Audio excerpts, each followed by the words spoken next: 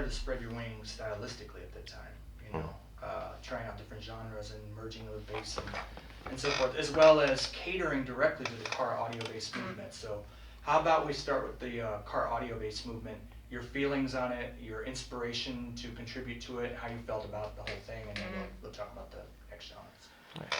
Well, I've never, I mean, it's pretty much instrumental, you know, and I've never really, I never thought an instrumental song could do so well. It was kind of amazing to me.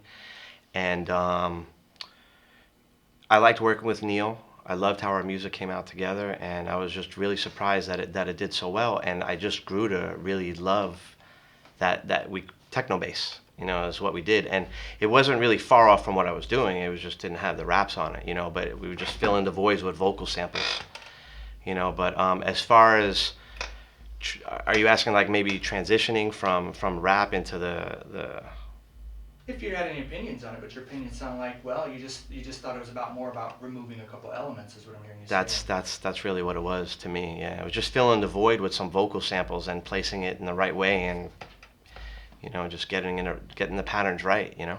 And where did this prioritize 2BMF for you? Well, it kind of put it on the back burner, but well, not 2BMF wasn't put on the back burner. The album was put on the back burner. I mean, as I progressed with Neil, we decided to do singles for everything that we put out, and we decided to have rap on it. So I rapped on the singles for everything that we put out after that. You know, there was the Bad Bass Music for Bass Cube. There was 2468 for Beat Dominator, and then we did Bass Tribe, and all that was all featuring 2BMF. So I was still keeping 2BMF alive. I just didn't have my album out. When did Lace finally drop out of the picture altogether with your projects? Well, he never dropped out of 2BMF at all. No. Can you correct me? Am No, I no, wrong? no, actually, I think you guys did another project. I think not under 2BMF, your old school revisiting era, and it seemed like after that, Lace just kind of disappeared from whatever you were doing. Lace started getting into his cousin. His name is Harry Choo Choo. He's a big house DJ out of New York, and he started. And he started working with Subliminal Records with Eric Murillo and stuff like that. So George kind of started going that route. But before he did, George got into jungle music, and jungle music he was doing a pretty good job with that. But as far as when we stopped working together, I think it was maybe when I started doing when I started working with Neil. I mean, George was there for those 2BMF tracks, from what I remember, but he really didn't have a part in it, except for maybe doing chants with me or something. That's about it. At some point, you moved almost completely out of bass. No, you did move completely out of bass music at some point. Tell me about that transition.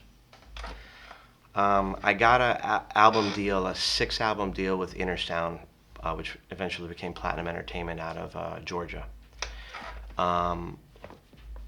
What happened was the plan was to do bass albums, actually all bass albums. And the funny thing was, the way that this all went down was the guy flew me up there, and he had me sit down. J.W. Sewell is the guy's name, basically, which I believe he used to be Vanilla Ice's road manager, if you want to notate that. He flew me up there. He's like, I want you to meet with all the executives. So I sat at a big table with the lawyer and the owner of the label and J.W. and all those people. He's like, why should we have you work for us? I was like, well, because, I'm hot. I could, I got bass down. I could do it. I could sell a lot of records for you. So basically we came up with this concept to where it would be like remakes of old electro songs. So I left. I flew home, and basically I didn't know if I had them sold or not. I was just looking to get one CD done with them, and basically I get a call. He's like, look, I want you to come back, and I want you to do 6 albums with me. I was like, 6 albums? Oh my God, I thought I was getting 1 album, if anything, and I got 6 albums out of it. So it was a pretty good deal. For back then, it wasn't too bad. It paid pretty well for instrumental stuff. So anyways, going into like the 3rd bass CD, Danny Dana Brown, Danny B. He actually came over. I had a roommate, and he came over to borrow like some equipment from my roommate.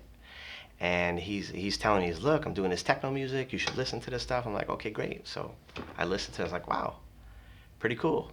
And at the same time, I started to hear that 1, 2, 3, 4, 5, 6 bass was being played at these raves. So here Danny comes and he's like, look, this is what I'm doing. And I'm like, oh my God. And they're playing my song at the raves too. I was like, this is incredible. So I wanted to convince my record company I wanted to go that route, electronic music. You know, I figured it wasn't too far off. I just had to cut down a little bit on the bass and add some techno lines to it.